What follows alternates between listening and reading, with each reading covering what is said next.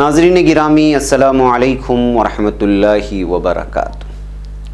میں ہوں آپ کا میزبان انصار عزیز ندوی اور آپ اس وقت سیدھی بات ٹی وی چینل کے جاری پروگرام پیغام فرقان کی 60ویں قسط ملاحظہ فرما رہے ہیں۔ ناظرین، آج ہم سورہ بقرہ کی 38ویں آیت کی تفسیر کے ساتھ حاضر خدمت ہیں۔ حسب معمول پہلے تلاوت ہوگی، پھر الفاظ کے معانی اور محاوراتی زبان میں اس کا ترجمہ پیش کیا جائے گا۔ اعوذ باللہ من الشیطان الرجیم، بسم اللہ الرحمن الرحیم۔ قُلْ نَهْبِطُوا مِنْهَا جَمِيعًا فَإِمَّا يَأْتِيَنَّكُمْ مِنِّي هُدًى فَمَنْ تَبِعَ هُدَايَ فَلَا خَوْفٌ عَلَيْهِمْ وَلَا هُمْ يَحْزَنُونَ۔ الفاظ کے معنی ہیں، قلنا ہم نے، اہبتو تم اتر جاؤ، قلنا ہم نے کہا، اہبتو تم اتر جاؤ، منہا یہاں سے، جمیعاً سب، فاما پس جب، یاتینکم تمہیں پہنچے، منی میری طرف سے، ہدن کوئی ہدایت، فمن تبع سو جس نے اتباع کی، ہدایا میری ہدایت، فلا تو نہ، خوفن کوئی خوف ہے، علیہم ان پر، ولا ہم اور نہ ہی وہ، یحزنون غمگین ہوں گے۔ ناظرین، اس کا اگر ملا کر کے ترجمہ کیا جائے، ہم نے کہا تم سب یہاں جنت سے نیچے زمین پر اتر جاؤ، پھر اگر میری طرف سے تمہارے پاس کوئی ہدایت آئے تو جو کوئی میری ہدایت کا اتباع کرے گا تو ایسے لوگوں کو کچھ خوف ہوگا اور نہ وہ غمگین ہوں گے۔ ناظرین، تفسیر میں جاتے ہیں۔ گزشتہ بار آپ نے 36ویں آیت سماعت فرمائی تھی، جو قُلْ نَهْبِطُوا بَعْضُكُمْ لِبَعْضٍ عَدُوٌّ وَلَكُمْ فِي الْأَرْضِ مُسْتَقَرٌّ وَمَتَاعٌ إِلَىٰ حِینٍ، یعنی ہم نے حکم دیا کہ بہشت بریں سے چلے جاؤ، تم ایک دوسرے کے دشمن ہو اور تمہارے لیے زمین میں ایک وقت کے لیے ٹھکانہ اور معاش مقرر کر دیا گیا ہے۔ آج کی جو آیت ہم نے تلاوت کی ہے، اس میں جنت یا بہشت بری سے نکل جانے کی بات دوبارہ ارشاد فرمائی گئی ہے۔ مفسرین میں سے بعض کا کہنا ہے کہ جنت سے زمین پر اترنے کا حکم اس جگہ مقرر لانے میں غالباً حکمت یہ ہے کہ پہلی آیت میں زمین پر اترنے کا ذکر بطور عتاب اور سزا کے آیا تھا، اس لیے اس کے ساتھ انسانوں کی باہمی عداوت کا بھی ذکر کیا گیا، نیز شیطان اور انسان کے آپس میں دشمنی کی طرف بھی اشارہ ملتا ہے۔ یہاں زمین پر اتارے جانے کا ذکر خاص مقصد یعنی کار خلافت کی تکمیل کے لیے اعزاز کے ساتھ ہے، اسی لیے اس کے ہدایت بھیجنے کا ذکر ہے جو خلافت کے فرائض منصبی میں سے ہے۔ اس لیے یہ بھی معلوم ہو گیا کہ اگرچہ زمین پر اترنے کا ابتدائی حکم بطور عتاب اور سزا کے تھا، مگر بعد ازاں جب خطا معاف کر دی گئی تو دوسرے مصالح اور حکمتوں کے پیش نظر زمین پر بھیجنے کے حکم کو اس کی حیثیت بدل کر برقرار رکھا گیا ہے۔ اب ان کا نزول زمین کے حاکم اور خلیفے کی حیثیت سے ہوا، اور یہ وہی حکمت ہے جس کا ذکر تخلیق آدم کے وقت ہی فرشتوں سے کیا جا چکا تھا کہ زمین کے لیے ان کو خلیفہ بنانا ہے اور ان کو زمین میں بہت عظیم کام انجام دینا ہے۔ ناظرین، بعض مفسرین اس ضمن میں کچھ تفصیل بھی بیان کرتے ہیں۔ ان کا کہنا ہے کہ الفاظ 2 مرتبہ دہرائے گئے ہیں۔ ایک مرتبہ اس وقت جب حضرت آدم علیہ السلام اس شجر کے پاس گئے جس کے پاس جانے سے منع کیا گیا تھا، پھر دوبارہ ان کی توبہ کے بعد اس کا ذکر مذکورہ لغزش کا نتیجہ بیان کرنے کے لیے ہوا ہے اور توبہ کے بعد اس کی حکمت بیان کرنے کے لیے۔ مطلب یہ ہے کہ اللہ تعالیٰ اب تمہیں دنیا میں بھیج کر تمہارا امتحان کرنا چاہتا ہے تاکہ تمہارے برے اور بھلے میں امتیاز ہو سکے۔ تو جو اس امتحان میں پورے اتریں گے وہ اس جنت کے وارث ہوں گے، اور جو اس امتحان میں ناکام ہو جائیں گے وہ اس جنت سے محروم رہیں گے۔ کچھ اور مفسرین کی تفسیروں کا مطالعہ کیا جائے تو کچھ اور باتیں سامنے آتی ہیں۔ مثلا یہ کہ انسان اور شیطان کے درمیان جنگ اپنے اصل میدان کی طرف منتقل ہو گئی۔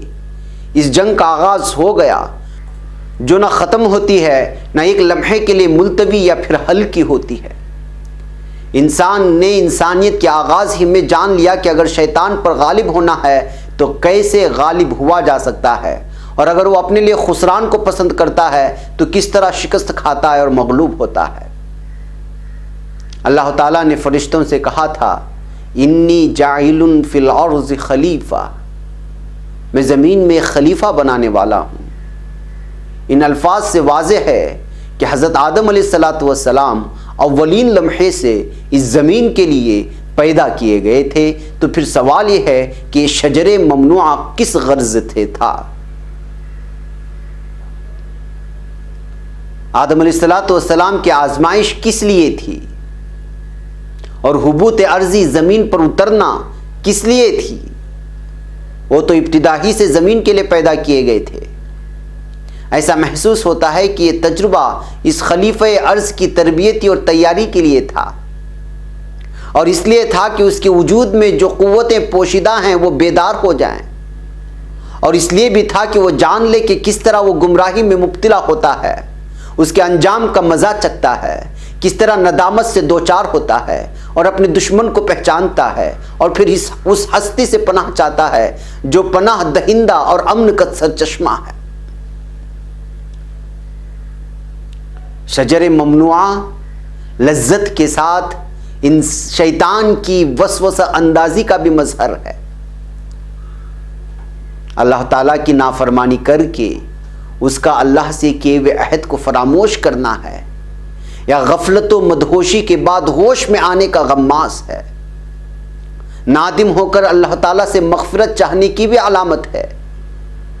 یہ سارا قصہ فی الواقع نوع انسانی کا وہ تجربہ ہے جو بار بار اور نئے نئے انداز میں اسے ہوتے رہتا ہے، ہوتے رہنا ہے۔ آج بھی یہ سلسلہ جاری ہے۔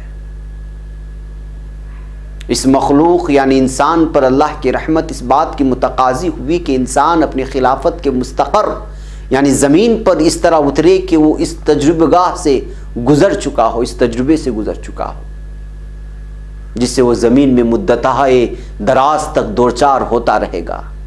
شیطان سے اس کی اس دائمی جنگ کے لیے وہ پوری طرح تیار ہو، اور اسے شروع ہی میں اسے آگاہ کر دیا گیا ہو اور اسے عبرت و نصیحت ہو گئی ہو۔ ناظرین، خوف کا جو لفظ اس آیت میں استعمال ہوا ہے وہ آئندہ پیش آنے والی کسی تکلیف و مصیبت کے اندیشے کا نام ہے، اور حزن، غم، کسی مقصد مراد کے فوت ہو جانے سے پیدا ہونے والے غم کو کہا جاتا ہے۔ گویا خوف کا تعلق مستقبل سے ہے اور غم کا ماضی سے، یعنی ابرار و صالحین کو آئندہ نہ کوئی سزا اور خطرہ پیش آنے والا ہے، اور نہ وہ لوگ اپنی دنیاوی زندگی پر کوئی حسرت اور افسوس ہی کریں گے، بلکہ ہر طرح سے فرحاں و شادہ رہیں گے۔ اب وہ حکمتیں اور بصیرتیں آپ کی خدمت میں پیش کریں گے جو اس میں بیان ہوئی ہیں۔ نمبر 1، انسان کو زمین کی خلافت عطا کی گئی ہے، تو یہ اس کا بہت بڑا شرف ہے، اس لیے ضروری ہے کہ وہ اس زمین پر اللہ تعالیٰ کا نظام جاری و ساری کرے۔ نمبر 2، انسانوں کی ہدایت و رہنمائی کے لیے وقتاً فوقتاً انبیاء و رسول کا سلسلہ جاری رہا، یہاں تک کہ آخری رسول محمد الرسول اللہ صلی اللہ علیہ وسلم نسل انسانی کی ہدایت کے لیے تشریف لے آئے، اور آپ صلی اللہ علیہ وسلم پر دین کو مکمل فرما دیا گیا۔ نمبر 3، اللہ تعالیٰ کی ربوبیت اور رحمت کا فیضان ہمیشہ جاری رہا تاکہ انسان عمل صالح کر کے ابدی و دائمی جنت کے حقدار بن جائیں۔ اور نمبر 4، زندگی کے غم و حزن سے چھٹکارا پانے کا صرف یہی حل ہے کہ وہ ہدایت الہی کے پیروکار بن جائیں۔ جی ہاں ناظرین، اب ہمارا وقت ہو چلا ہے۔ پیغام فرقان کی اگلی قسط میں ہم اگلی آیت کی تفسیر کے ساتھ پھر آپ کی خدمت میں حاضر ہونے کی کوشش کریں گے۔ تب تک کے لیے ہمیں اجازت دیں، اپنا ڈھیر سارا خیال رکھیں۔ آج بعض علاقوں میں عید کا دن ہے اور بعض علاقوں میں کل عید ہونے والی ہے۔ میں دونوں جہاں جہاں عید ہوئی ہے ان کی خدمت میں بھی عید کی مبارکبادیاں پیش کرتا ہوں۔